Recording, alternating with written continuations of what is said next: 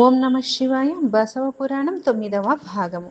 సంగమేశ్వరం చేరి అక్కడ ఆలయంలో ఉన్న బసవన్నను చూసి సాష్టాంగ ప్రణామం చేసి ఇలా అన్నారు. బసవన్న, నీకు స్వర్గ సుఖాలే ఒక లెక్కలేదు, అలాంటిది లౌకికమైన పదవులు కావాలా? శివభక్త సారానుభవ రుచ్య సుఖికి ఈ పదవులు రుచులు కావు. అయినప్పటికీ లోకహితార్థం కోసం నీవు మా ప్రార్థన స్వీకరించి బిజ్జలుని మంత్రి పదవి స్వీకరింపరావాలి. మంత్ర పదవి ఏమిటి? మండలత్వముకు, తంత్రముకు, నిజాబ్ద పదవికి, మూల భాండారానికి, భూపతి సమస్త రాజ్యానికి నీవు కాక వేరెవరు అర్హులైన అధికారులున్నారా? వేరెవరు అర్హులైన అధికారులున్నారు? నిజం చెప్పాలంటే బిజ్జలుడు నీ వద్ద ఇంత భిక్ష స్వీకరింపవలసిన వాడు. నీవే సమస్త భూమండలానికి భూపతి. అందువల్ల నీవు కాదనకుండా కళ్యాణ కటకం రావలసిందే అని ప్రార్థించారు.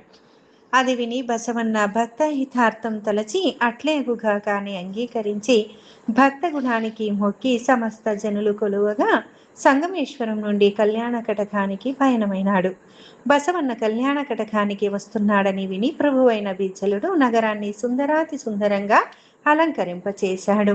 12 ఆమడల విశాలమైన నగరమంతా తోరణాలు కట్టించి వివిధ వాద్యధ్వనులు చెలరేగే మంత్రి సామంత సమస్త బలగంతోనూ బిజ్జలుడు బసవన్నకు ఎదురేగి స్వాగతం చెప్పాడు.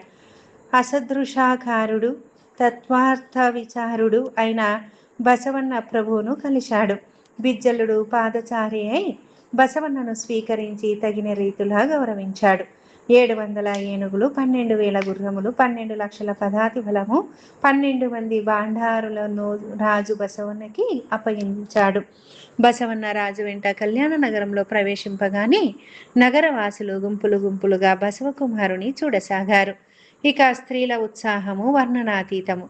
కంటివా బసవన్నను కమలాయతాక్షి అని ఒక వనిత అంటే కన్నాను, మోక్షలక్ష్మినే కన్నాను అని మరొక ఆమె సమాధానం చెప్పింది. ఇలా బసవన్న సాగి వస్తుంటే తండోపతండంబులై వచ్చి చూసేవారు, విభూతి వీడ్యములిచ్చేవారు, వివిధ పుష్పాంజలులు చల్లేవారు, మంగళహారతులెత్తేవారు, స్వస్తి దీర్ఘాయువు శంకర అని ఆశీర్వదించేవారు, గీత గద్య పద్యములలో స్తుతించేవారు, కైవారములు చేసేవారు అసంఖ్యాకులు.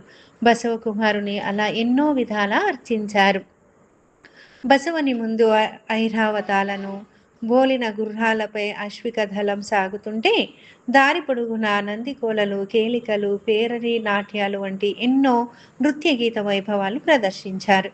ఈ విధంగా బసవన్న కళ్యాణ నగరం ప్రవేశించిన తరువాత బిజ్జలుడు బసవనికి భవనము, వస్త్రభూషణాదులు సమర్పించి, నా సామ్రాజ్యము ఇక నీ చేతులలో పెట్టాను, నా అర్థానికి ప్రాణానికి నీవే ప్రతివి, ఎలా పాలిస్తావో మరి అని బాధ్యతలను అప్పగించాడు.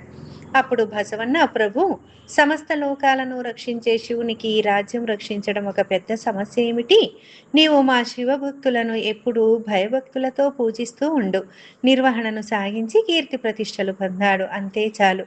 రాజ్యపాలనం ఎంత పని అని చెప్పాడు. లోగడ బలదేవ దండనాయకుడున్న నిలయంలోనే బసవన్న ఉండి తన శక్తియుక్తుల చేత రాజ్యపాలన చేశాడు. బసవన్న ప్రతిజ్ఞ. బసవేశ్వరుడు కళ్యాణాన్ని ఈ విధంగా ప్రధానమంత్రి పాలిస్తూ శివాచర విషయంలో కొన్ని కఠోర ప్రతిజ్ఞలు చేసి నిర్వర్తించసాగాడు. నిత్యము శివరాత్రి వ్రతమే తాను ఆచరించాలి. శివభక్తులెల్లరూ తనకు శివునితోనే సమానం. భక్తుల తప్పులు పట్టరాదు, భక్తుల కులగోత్రాలు పలకకూడదు, శివున్నైనా నాకిది ఇమ్మని అడగకూడదు. వంచన అనేది తెలియని జీవనం. భక్తుడేమి అడిగినను ఇచ్చే వ్రతం పాటించాలి. త్రికరణ శుద్ధిగా ప్రతి పని ఉండాలి. అసత్యము, మోసము, అపమార్గము, దాస్యము కల్లోనైనా ఎరుగరాదు. శివునికెన్నడూ గెలుపియకూడదు. భక్తునిదే విజయం కావాలి. పరసతి, పరధనం, పరనింద నిషిద్ధాలు, పరధర్మం పరిమార్పదగింది. పరవాదులను తిరస్కరించాలి. హరదూషణ చెవిని పడరాదు. హరగణమునకు అర్పితం కానిది అంటరాదు. భక్త పరాధీనుడై వారు ఎట్లా అంటే అట్లే చేస్తూ జంగముడే ప్రాణలింగమని విశ్వసించాలి. భవి తిరస్కారం, భవబాధలను లెక్కింపకుండటం, విషయేంద్రియములను జయించి వేదోక్త భక్తిని సంపాదించి ఆది శివాచారమును ప్రతిష్టాపించాలి.